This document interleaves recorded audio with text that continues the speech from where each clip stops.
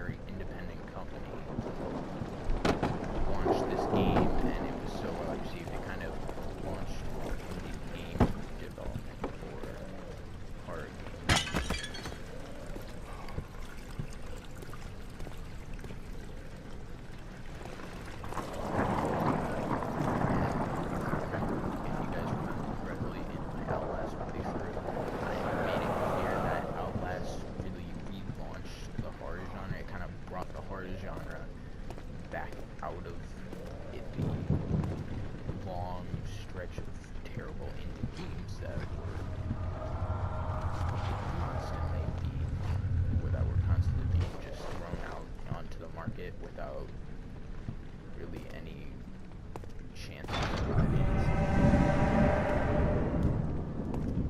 okay, not going through there.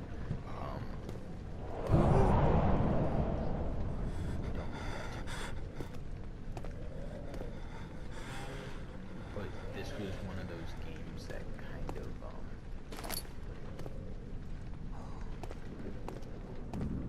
so like I like to say that Amnesia started the indie game development. Outlast ended.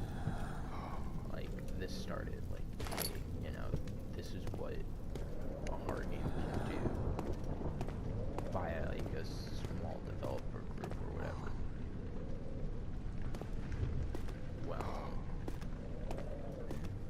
then once again all these indie games happened and people thought the horror genre was gonna die once again because nobody really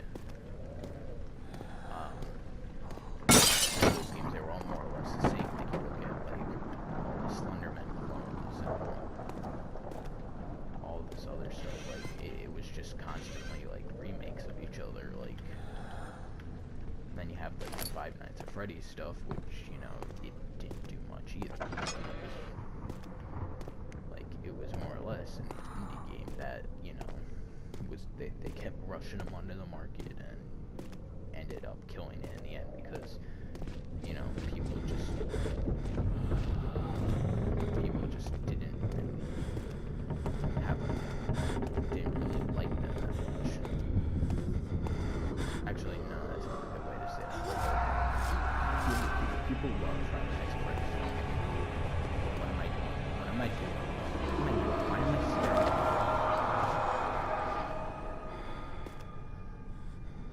Five Nights at Freddy's was a good game, but they kept rushing sequels onto the market that people got really tired of it. That's what I was trying to say. And then you get games like this, which, you know,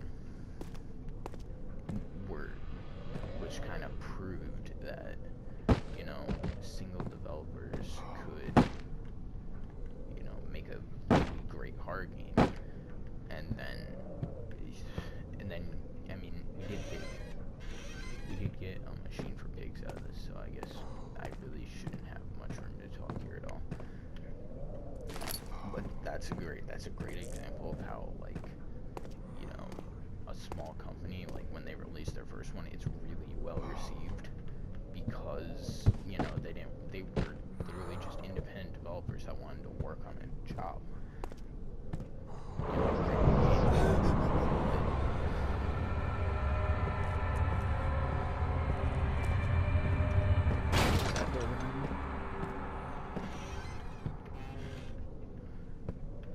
and then when Machine for Pigs came out, that kind of killed the horror genre again, because you got this smaller company, Frictional Games, that paired up with this much bigger company, and they ended up releasing, you know, a big crap, and it just wasn't well received at all.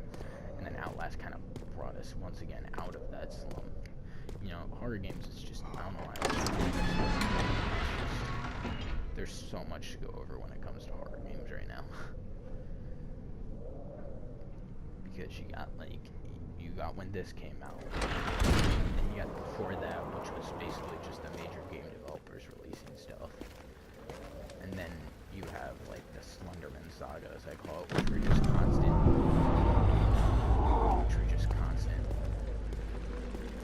Games coming out that.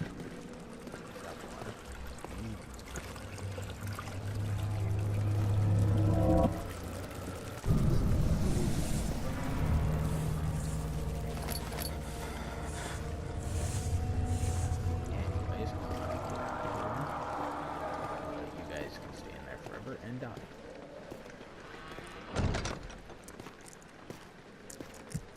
And then you got the Machine for Pigs, which really killed the horror saga, like, almost forever. And then you got Outlast, which brought it back, and then, you know, we got the Five Nights at Freddy's series in there, and then we got Outlast 2, which was, you know, it wasn't a Mission for Pigs.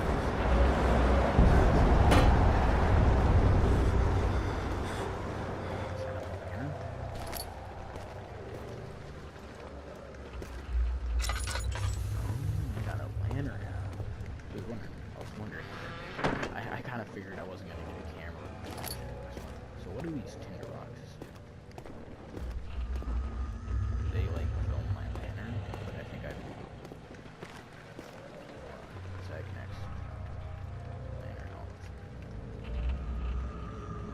Oh, okay, so there's oil in tinder boxes. Night light. Oh, so those can be used to like light candles and stuff.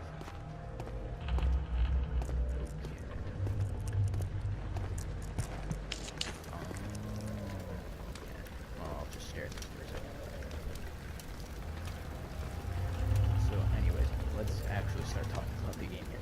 So Amnesia: Dark Descent was probably, you know, one of the best horror games of its time. You know, but and the thing that made it so popular was, again, that idea of combining both jump scares and chase scenes. Like, you look at Slenderman, well, that's all about, you know, you being chased by a guy in the middle of the woods. You look at Five Nights at Freddy's, that's all about the chance of being jump scared by an animatronic.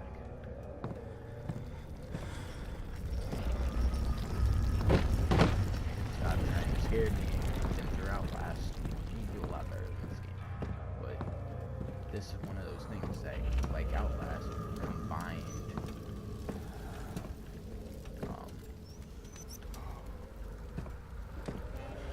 that idea of jump scares and chase scenes.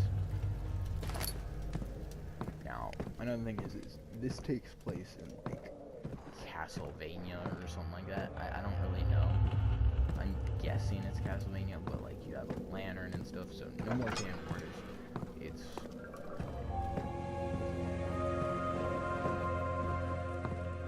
definitely a lot less realistic, but the idea is there. 19th of August, 1839. I wish I could ask how much you remember. I don't know if there will be anything left after I consume this drink. Don't be afraid, Daniel. I can't tell you why, but know this. I choose to forget. Try to find comfort and strength in that fact. There is a purpose. You are my final effort to put things right. God willing, the name Alexander of Brandenburg still invokes bitter anger in you. If not, this will sound horrible. Go to the inner sanctum, find Alexander, and kill him. His body is old and weak, and yours, young and strong. He will be no match for you. One last thing. A shadow is following you. It's a living nightmare, breaking down reality. I have tried everything, and there is no way to fight back. You need to escape it as long as you can. Redeem us both, Daniel. Descend into the darkness where Alexander waits and murder him. Your former self, Daniel. That's cool. That never happened in Outlast. But as I was saying, this game definitely not as graphical. Like, as you can tell, like it doesn't look as realistic. It looks like that's like fake walls or something like that. And there's no people around in this one. Like,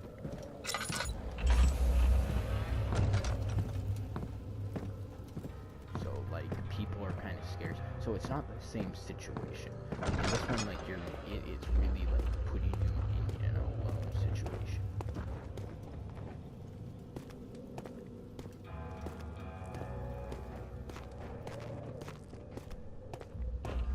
Like if there were other people there, you were really just trying to escape the whole time.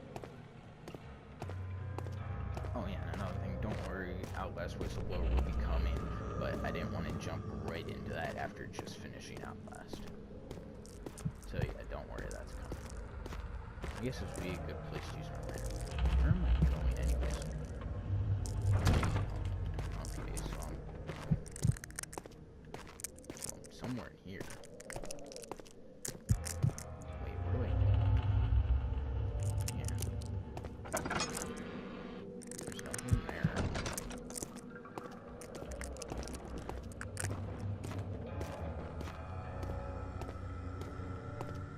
Where am I going? I don't even know what the run button is.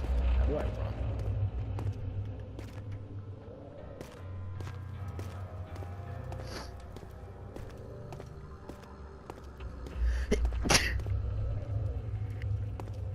Oh, that was terrible.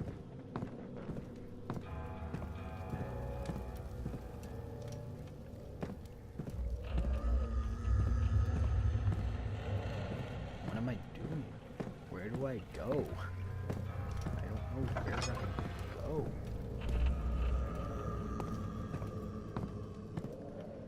Is there like a secret somewhere around here or something? Oh. Oh, can I move this?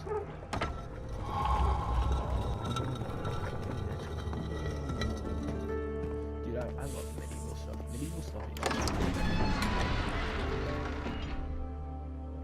like, don't get me wrong, Outlast was great in its own sense because it was so visually realistic. But I like the idea of the fact that like we're in a time of no technology. Like literally, I have nothing.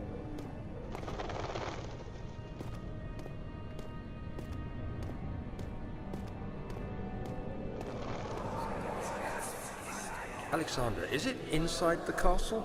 In a manner of speaking. Come, bring the lamp. You've been to the refinery, have you not? I don't believe I have.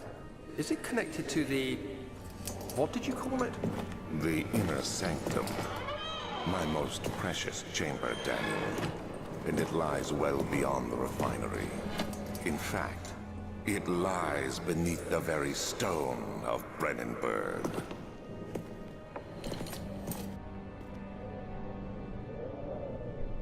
So I can go down there, that's what you're saying? Oh, that's my room. Oh. That looks like a problem. It is tough and pliant and cannot be torn by hands or tools. I don't know about you, but I could fit through that big then you'll think someone really, really fat guy. Because I don't think he is. I mean, look at this guy. He doesn't even have legs. He's just a floating ghost.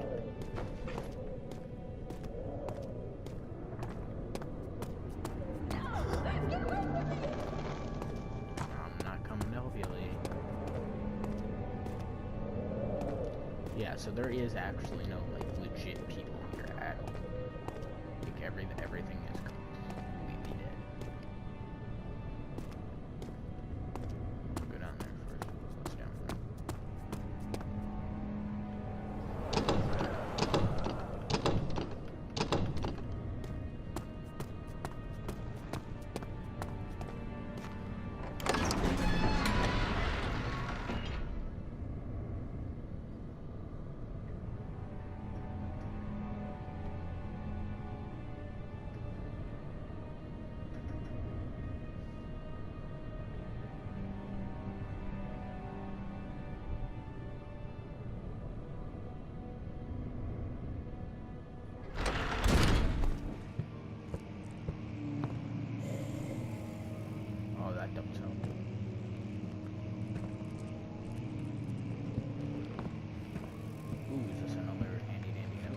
16th of May, 1839.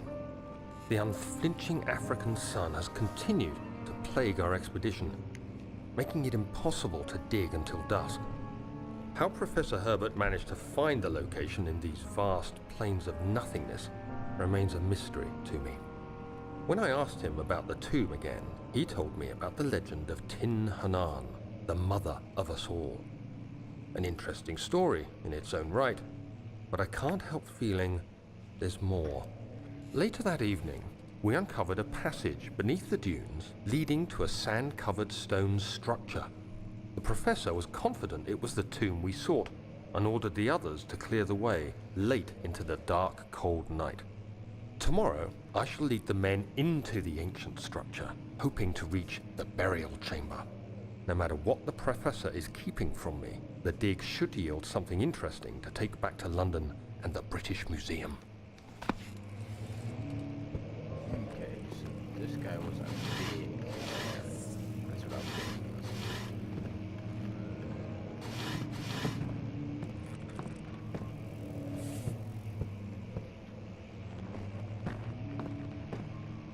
I don't like that. It sounds like somebody's like walking around.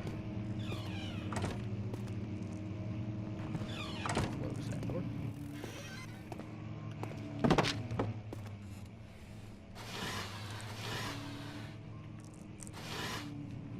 Tinderbox.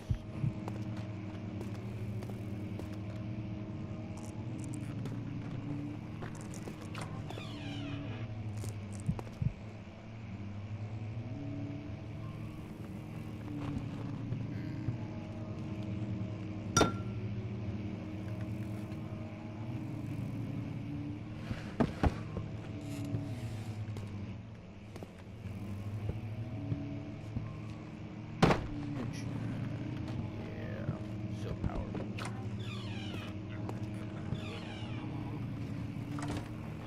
Stop doing that. I don't like those sounds.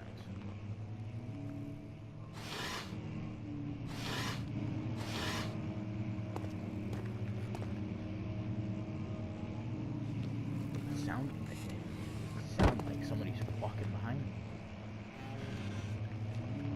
17th of May, 1839. My hands tremble as I write. I feel a need to document my tribulation, for I fear that my memory will fail me if I linger. Today, I took some men and ventured into the dark, ancient passage we uncovered. Our torches burned faintly in the murky air as we slowly made our way underground. The men were superstitious and fearful. They argued loudly, and I felt their strange language getting to me. I mustered my strength and yelled at them to continue down the slopes and broken steps. The crudely carved passage confused me.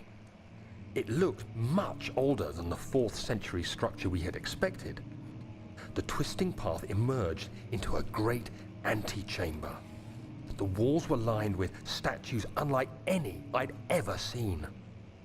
Despite their unearthly quality, I felt a strange familiarity toward them, which haunts me still. At the far end of the chamber, a great slab of stone sealed off whatever lay ahead. I gave the order to raise it, and as I pushed through the narrow space, the heavy stone suddenly dropped, sealing me inside. I was trapped.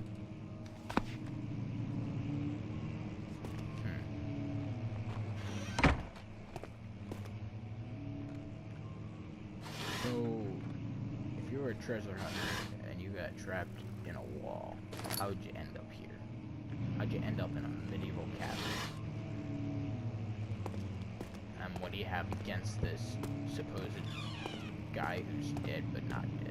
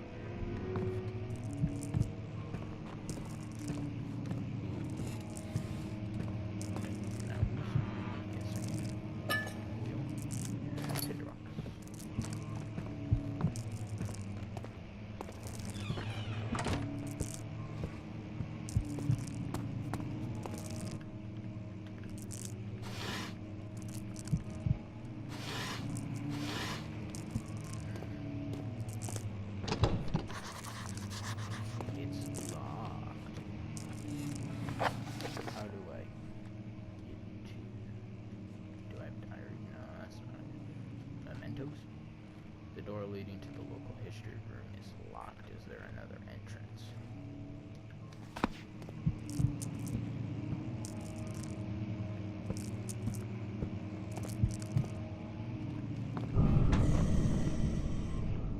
Good to know. The evil piano. Also, there's daylight right there. I mean, you're just waving the exit in front of me.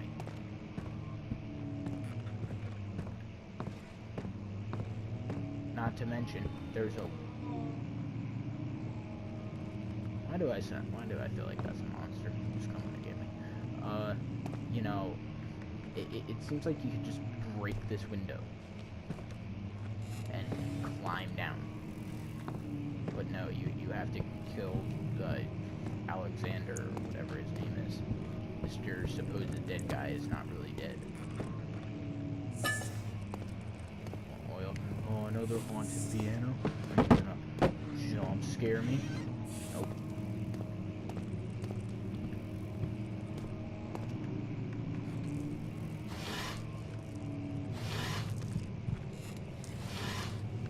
Nothing. Floor plans. That looks like a lot more word than what you could understand as floor plans.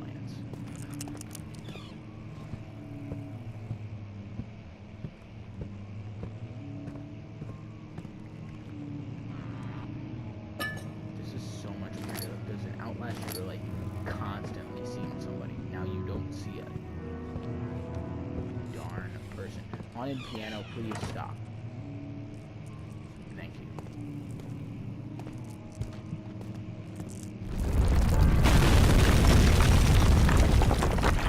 What was that?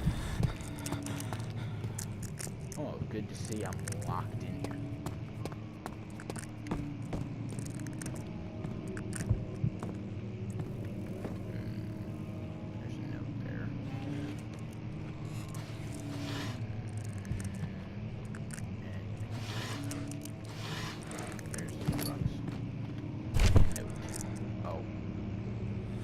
Oh, time. Nope. Time to go night-night. 17th of May, 1839. After pounding the unforgiving stone wall for what seemed like an eternity, I realized it was hopeless. I was trapped. I fell to the ground, gasping for air, trying to focus. That's when I saw a faint blue shimmer. My weakened body was heavy to carry, but I managed to push myself toward the enchanting light.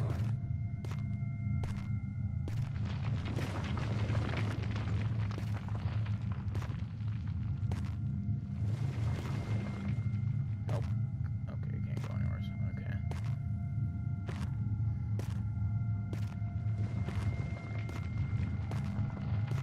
It was waiting for me. Enclosed in dark nothingness, I felt myself drawn to the mystic light. I reached out, closing it in my hands. The faint glow escaped my fingers and began to spark brightly and spirit me away, unlocking alien memories of spiraling towers, endless deserts, and impossible geometry. The next thing I can remember is the grating sound of stone being lifted, the voices of the Arabs pulling me to safety, and grasped firmly in my hands was the broken pieces of a most peculiar relic.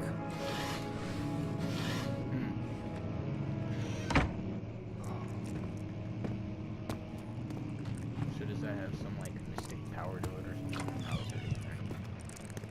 Okay, well there's this here.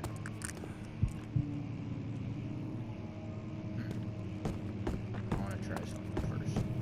Can I like grab a rock or something? Yeah, I'll take that. Oh, look at that. I actually figured something out. You have to be swift when you activate the first one. You hear that? If it stops, you'll have to start over. Isn't all this a bit excessive? You can never be too careful, Daniel.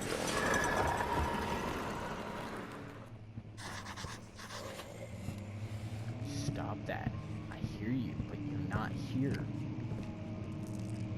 Ooh, a note.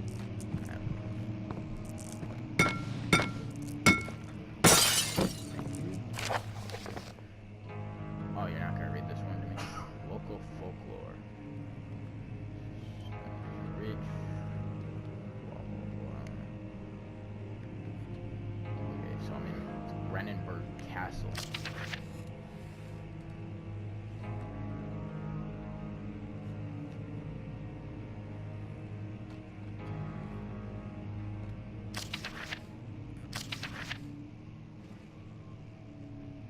The immortal Baron. The Baron of Brennenburg lives a reclusive life with his family at his castle nearby.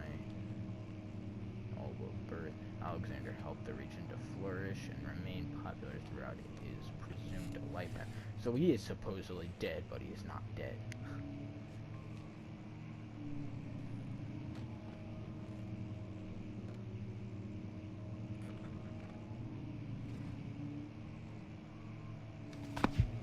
Okay, good to know. Don't know what that's gonna help me with later, but okay. So there's like a code here. There's like a code here or something. And then there should be one more right here, right? Got it.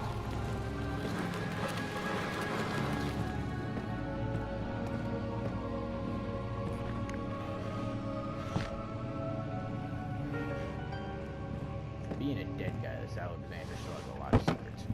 There's the key right there. However, I bet you $10 says something's gonna happen as soon as I pick up that key. Ooh, another note. Cannon Williams.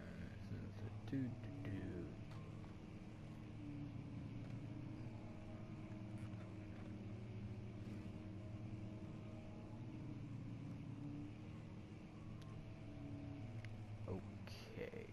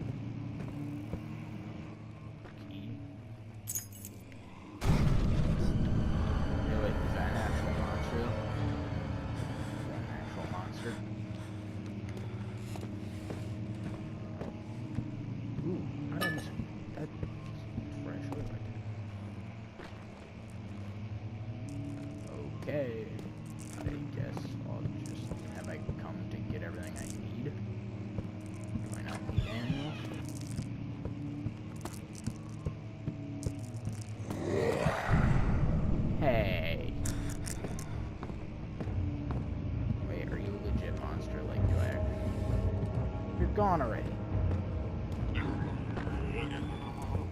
You're a faker. Yeah, you're a faker. They ain't gonna kill me yet. I still got like a good 30 minutes left.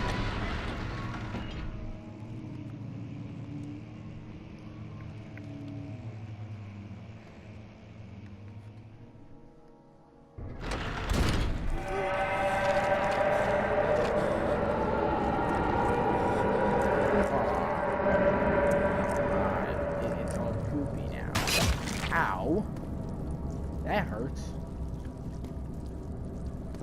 Okay, I'm gonna go on the other side of this, pretend that never happened. Okay, well that's gonna do it all for this episode, guys. I will see you.